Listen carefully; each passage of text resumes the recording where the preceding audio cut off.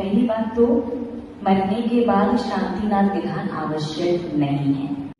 दूसरी बात, कोई भी विधान करवाया जा सकता है, फिर भी सिर्फ शांतिनाथ विधान ही करते हैं। रीजन, क्योंकि आपके परिवारीजन को भी पता है कि जीते जी आपके पास आपके जीवन में सब कुछ था, संपत्ति भी थी, समृद्धि भी थी, खुशहाली भी थी, अच्छा परिवार भी था, लेकिन यदि कुछ नहीं था तो वो है शांति।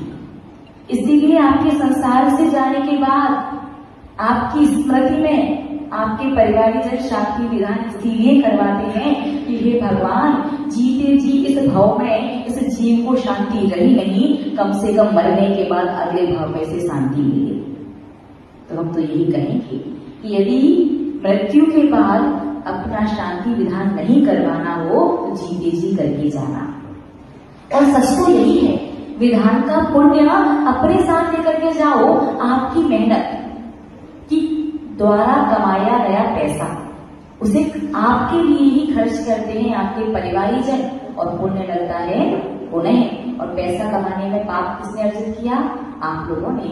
जीवन में दो काम अपने हाथों से करके जाओ। पहला, अपना शांति विधान अपना खुद करके जाओ जीते जी, ताकि भैया मरने की बात तुम करो, तुम्हारी खुशी, लेकिन हमारे लिए आपको शांति विधान करने की आवश्यकता नहीं है। और दूसरा कार्य, अपनी वसीयत जब भी लिखो उसके साथ एक पेपर पर आप जितना चाहो, चाहे कुछ हजार, चाहे कुछ लाख, चाहे कुछ करोड़, चाहे अपनी संपत्ति का आधा परसेंट, 1%, चाहे जितना भी आप चाहो, अपने हाथ से अपनी संपत्ति का दान लिख करके जाना कि मेरी जिस संपत्ति है वो वसीयत मेरे बच्चों को मिले, जिसको भी आप देना चाहो, उसके साथ इतना पैसा इन चीजों में, चाहे जिन मंदिर में, चाहे साधु संतों के लिए किसी प्रकार की आवश्यकता में, चाहे संतशाला में, चाहे जिनवाणी वगैरह के प्रकाशन में, चाहे तीर्थ यात्रा वगैरह कहीं भी, अपनी संपत्ति का दान भी अपने हाथ से ही लिख करके जाना, ताकि उस दान का पुण्य भी आपके साथ परम में जाए।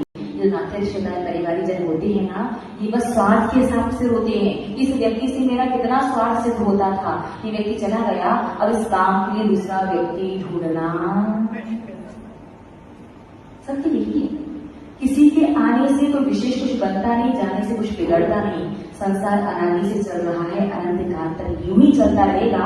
आप आए और गए, इससे कोई विशेष फर्क नहीं पड़ता।